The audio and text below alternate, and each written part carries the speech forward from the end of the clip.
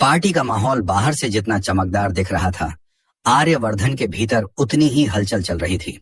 सुनहरी लाइटें, महंगे परफ्यूम की खुशबू, लोगों की हंसी और बातचीत, सब कुछ पहले जैसा ही था। बस उसके दिल में तूफान उठ रहा था। वह बार बार खुद से एक ही सवाल पूछ रहा था, मैंने अनु पर इतना गुस्सा क्यों किया? आखिर वह क्या गलत कर रही थी? वह धीरे धीरे भीड़ के बीच रास्ता बनाते हुए आगे बढ़ा। उसकी निगाहें लगातार अनु को ढूंढ रही थीं। उसे याद आ रहा था कि कुछ देर पहले उसने कैसे बिना वजह ऊंची आवाज में अनु को डांट दिया था। अनु की वह चुप, आहत आंखें उसके दिल में चुभ रही थीं।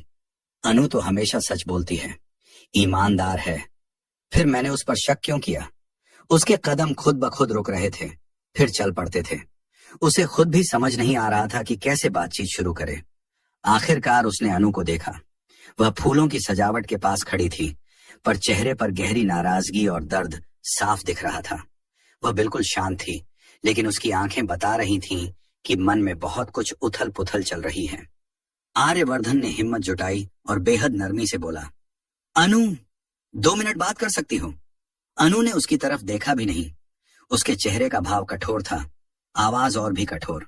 शुरुआत किसने की थी सर? वह बिना पलक झपकाए बोली, आप मुझसे नजरें मिलाना भी जरूरी नहीं समझ रहे थे। पता नहीं किस बात पर मुझसे गुस्सा थे और अब अचानक मूड ठीक हो गया। आर्यवर्धन को उसकी बात ने चुभन दी, पर वह जानता था कि अनु गलत नहीं कह रही। अनु बिना कुछ और कहे मुड़ी और तेजी से आगे बढ़ने लगी। वह चाहती थी कि वह थोड़ी देर अकेली रहे, पर उसके पीछे कदमों की आवाज सुनकर रुक गई। अनु, प्लीज। आर्यवर्धन ने उसके हाथ को हल्के से पकड़कर कहा, क्या हुआ? बात क्यों नहीं कर रही हो मुझसे? अनु ने झटका मारकर हाथ छुड़ाया। उसकी आंखें भर आई थीं, लेकिन वह अपनी कमजोरी दिखाना नहीं चाहती थी। मुझसे गलती नहीं थी सर, लेकिन आपने मुझे सुनने लायक भी नहीं समझा। अगर आप भरोसा नहीं करते तो फिर बात करने का क्या मतलब? वह फिर से आगे बढ़ गई। उसके कदम तेज थे, गुस्से से भरे, पर दिल में चोट भी उतनी ही गहरी थी। आर्यवर्धन वहीं खड़ा रह गया कुछ पल तक। फिर वह घबराहट में उसके पीछे चल पड़ा, जैसे डर हो कि कहीं वह उससे और दूर न चली जाए।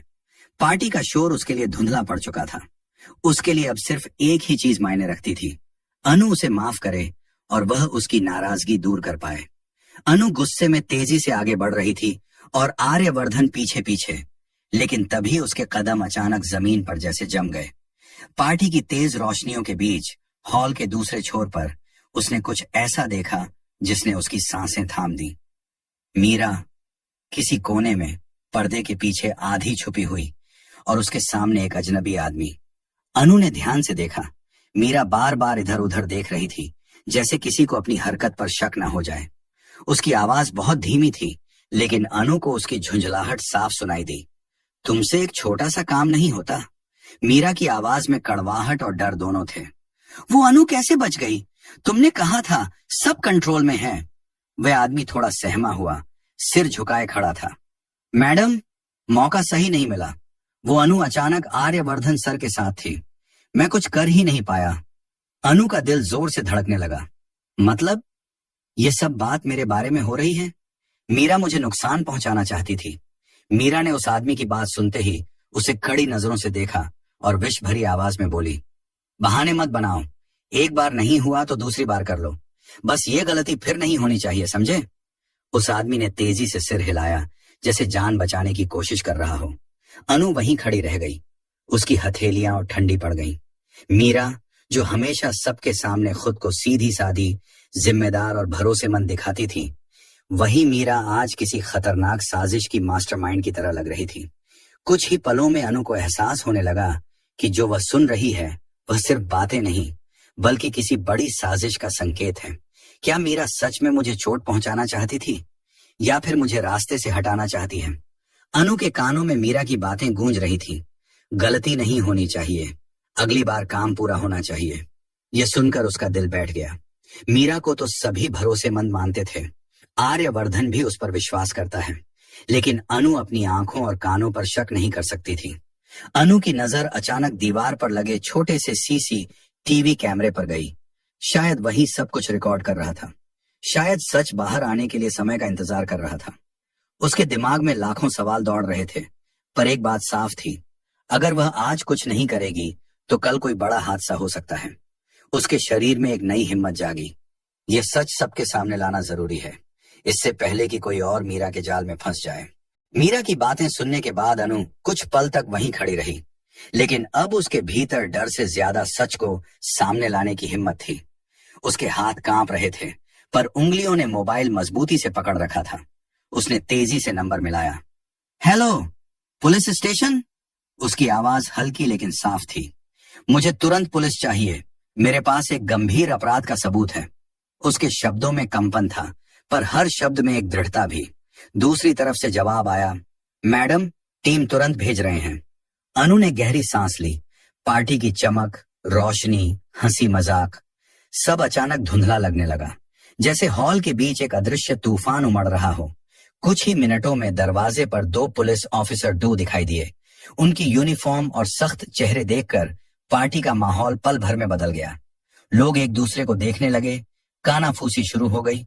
मीरा, जो अभी तक सब पर राज करती नजर आ रही थी, अचानक घबरा गई। उसने पहले ऑफिसरों को देखा, फिर अनु को। उसकी आंखों में डर पहली बार साफ दिखाई दिया, पसली तक उतरता हुआ डर। ये क्या तमाशा है? मीरा ने गुस्से में कदम बढ़ाते हुए कहा। अनु, तुमने पुलिस क्यों बुलाई? अनु शांत थी, लेकिन उसकी आंखों में तेज था। क्योंकि आपके बारे में सच बताना जरूरी है, उसने साफ शब्दों में कहा। आपने किसी को नुकसान पहुंचाने की कोशिश की है और मेरे पास उसका सबूत है। मीरा एक पल को सन्न रह गई, फिर अचानक फट पड़ी। क्या दिमाग खराब हो गया है तुम्हारा? मुझे अरेस्ट करवाओगी? ये सब बकवास है। मैंने क्या किया है? लोग अब खुलकर कानाफूसी कर रहे थे। कुछ के चेहरे पर हैरानी, कुछ पर शक और कुछ पर खामोश डर। अनु एक कदम आगे बढ़ी। बकवास नहीं है मीरा जी, बस कुछ ही देर में सब देख लेंगे। मीरा को समझ आ चुका था कि स्थितियां हाथ से निकल रही हैं। वह हड़बड़ाकर आर्यवर्धन की तरफ भागी। उसके चेहरे पर नकली मासूमियत सजी थी, लेकिन आवाज कांप रही थी। सर, मीरा लगभग रोते हुए बोली, ये अनु पागल हो गई है, कुछ भी आरोप लगा रही है। आप समझाइए इसे, रोकिए, ये मेरी इज्जत मिट्टी में मिला देगी। आर्यवर्धन असमंजस में था। वह अनु की तरफ देख रहा था, फिर मीरा की तरफ। मीरा की बातों में घबराहट थी, अनु की निगाहों में सच्चाई। पार्टी का हर शख्स अब चुप था, सभी इंतजार में कि आखिर सच क्या है, किस पर भरोसा किया जाए और अगला कदम क्या होने वाला है। आर्यवर्धन अब बिल्कुल उलझ चुका था। मीरा की दलीलें एक तरफ थीं और अनु का आत्मविश्वास दूसरी तरफ। उसने गहरी सांस लेकर अनु से पूछा, अनु, ये सब क्या है? आखिर तुम साबित क्या करना चाहती हो? अनु ने उसकी आंखों में देखते हुए शांत लेकिन दृढ़ आवाज में कहा, सर, बस 2 मिनट, एक बार आप खुद देख लेंगे, फिर फैसला आपका होगा। पूरे हॉल में खामोशी छा गई। धीमे धीमे कदमों से अनु स्टेज की तरफ बढ़ी। उसकी चाल में डर नहीं था, बल्कि उस सच का बोझ था जो वह सबके सामने रखने जा रही थी। जैसे ही उसने प्रोजेक्टर ऑन किया, पूरे हॉल की रोशनियां मंद पड़ गईं। गानों की आवाज धीमी हुई और मेहमानों की बातचीत धीरे धीरे थमती चली गई। स्क्रीन पर वीडियो के पहले फ्रेम दिखाई दिए। अगले ही पल मीरा का चेहरा स्क्रीन पर बड़े आकार में दिखाई दिया, उसी कोने में खड़ी जहां अनु ने उसे देखा था, और सामने वही आदमी। मीरा का चेहरा कठोर, आंखों में खतरनाक चमक। वीडियो में उसकी आवाज स्पष्ट सुनाई दे रही थी, आर्यवर्धन पर हमला करवाना है, और अगर उसमें दिक्कत आए तो अनु को निशाना बनाना। समझे? हॉल में जैसे किसी ने सन्नाटा बांध दिया हो। कोई हिला तक नहीं। हर चेहरे पर दहशत, हैरानी और अविश्वास का मिश्रण तैर रहा था। आर्यवर्धन की आंखें वीडियो पर टिकी थीं, जैसे उसकी दुनिया एक एक सेकंड में टूट रही हो। उसके चेहरे से रंग उड़ चुका था। वह बोलना चाहता था, पर शब्द गले में अटक गए। मीरा, ये मीरा कर सकती है मेरे साथ, अनु के साथ। वीडियो जारी था। मीरा साफ साफ उस आदमी को पैसे दे रही थी, नोटों की गड्डी उसकी हथेली में रख रही थी।